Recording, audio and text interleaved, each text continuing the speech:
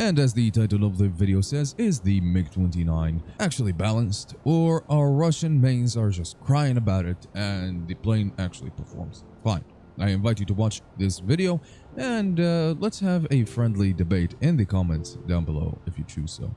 Now, in terms of my skill issue, according to Thunder Skill, I'm ranked as a good player in RP, excellent player in arcade, even though that I don't play arcade anymore, and well, an excellent player in sim battles. I'm in no way, shape or form an excellent player in RB. I'm not the best of the best out there. I am just your typical average player that plays War Thunder for fun. I have both NATO planes and Warsaw planes, and I am a content creator for Gaijin, which means I get to try out just about everything. So with that said, I'm emphasizing that I am not biased to anything, even though that I like the looks of the MiG over the F-16. But that's where my bias stops. Since the addition of the MiG-29 dispatch, well, we can see that a lot of NATO players are really happy that the plane is not performing as intended, and a lot of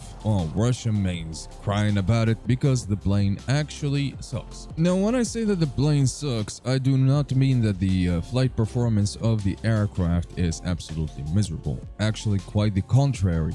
Flight performance-wise, this plane excels at what it does. It is extremely maneuverable, dare say hyper maneuverable for what we have in game. It is really good, holds its energy really good, amazing acceleration, all of that. The problem that tore up the Russian mains, or the enjoyers of the MiG-29 in general, is the air-to-air missiles themselves. The R-27Ts, even though that they have range, even though that they have the G-pull, everything on the stats card looks amazing. Well, let's just say that they do not connect. You only need one flare or one set of flares and the missile will derail and go for your flares. Now, I have tried capturing the performance of the MiG-29 itself, and to be fairly honest, I get a couple of kills here and there with the air-to-air missiles. It's not consistent as the NATO planes are with their AIM-9Ls and their AIM-7s. Well, AIM-7 is going to be a completely different topic. But the most consistent thing that I found out about this plane is, well, you're not the tip of the spear. You're not going to rush into the battle face first and expect to survive. Your missiles simply do not work against targets who are aware of your presence and the air-to-air missiles that you launch. Now, before one of you NATO enjoyers say that the F-16 is the absolute true king of the sky and the MiG-29 sucks just because it's Russian or Soviet at that time, well, Gaijin came out with a statement communicating to the players, and I actually love this. They talked about the R-27T and their countermeasure resistance, and they stated that right now the missile uses a dual band photo detector. I don't know what that is. I'll leave the link to the thing down below in the description. Go check it out yourself, and yeah. But they stated that there is an indirect information about the presence of anti-jamming measures in the seeker head of the missile. It was decided that they will use a different viewing angles method for the seeker head of the missile itself, which means the narrowed viewing angle of the seeker gives a significantly higher countermeasures immunity compared to the missile that do not have this feature. For example, everyone can see a difference of this kind of practice by comparing the R60M and the AIM-9L. Now, what that means is they're going to fix the R-27T. They admit that there is the lack of historical information about this missile and its countermeasure resistance. And they're going to go with a different seeker head configuration, and they are going to basically make the missile a little bit more flare resistant. To be fairly honest, and this is my honest opinion, the lack of historical data can extremely affect the gameplay experience that we have in game, and that's going to be the absolute determining factor of how biased something is.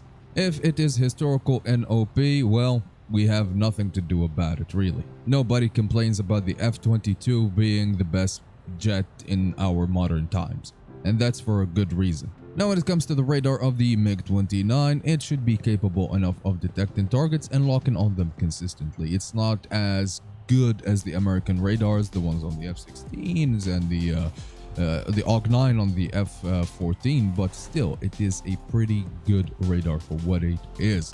And Gaijin has actually addressed this issue, and they said we also plan to fix some bugs in the functionality of the MiG-29's radar in the near future. Right now, the capture of targets detected by the radar is not always reliable, and it is actually true. I have tried this in-game, and a lot of, content creators posted about this with video evidence, and I've seen it myself. Well, not a lot of content creators, but a couple of them. Now, the best way that I found out how to use the MiG-29 is to climb really high, and if you make it without any aircraft seeing you with its radar or locking onto you, you're good. You just dive down on people, they're going to be not suspecting you, and basically you just clean up. That's the function of the MiG-29 right now. Like I said, you're not the tip of the spear, you're just the garbage man, you're just the janitor. You just clean up after people on unsuspecting targets, but as soon as they start flaring, say bye-bye to your missile. And here you can see a MiG-23 in the clip. He's focused on our MiG-29. I launched the R-27T and it's tracking perfectly and going for him. I have somebody locking me from behind with their radar, and I guarantee the kill extend away, and I'm going to turn back into the battlefield and try to clean up a little bit more. In here, and after the radar fixes, you can see that the radar is not extremely reliable with low flying targets, which makes a little bit of sense. I mean, like I said, the radar of this plane is not amazingly well. And yeah, you can see that the radar just loses lock. I'm fine with that. I'm not going to complain about that. But the F-14 in front of me is going to die. He's stalling. I'm at a high speed. I can take him out with the guns. The guns on this plane are absolutely amazing. Way better than the GSH-23. And yeah, in here you can see the maneuverability of the MiG-29. Extreme thrust. You need that air brake most of the time to make those tight turns. I'm trying to get after this Harrier. I'm trying to use my R60Ms against him, but as you can see, he's flaring a lot, and yeah, it's going to be a little bit bad. But guns do not disappoint. I take him out swiftly and easily, and yeah, you have that. And here we have another MiG-29 in front of us. I'm going to try to get on him, flare a little bit. He's flaring. You see the missile goes for the flares. I launch my missile. He flares. There is no way that I can hit him with my R60s. Or maybe, I don't know. I'm just going to launch on him and somebody put him on fire. Yeah, stuff like that. I'm going to go engage the MiG-29 in front of me. We're closing in at a rapid pace. And in here, you're going to see how I use the missile, the R60M, a little bit cheeky. I go extremely low, lock him, fake it, launch it, bye-bye. That missile barely hit. It was literally going for flares. But as you can see, people, here's the MiG-29 if you use it in a stealthy kind of configuration and as a garbage disposal map. So with everything that you heard today in this video and with everything that I said, please do tell me what you think in the comments down below. Is the MiG-29 actually busted, OP, broken, and the Russian mains are actually crying over nothing? Or is it actually lacking and some of its things are not modeled right?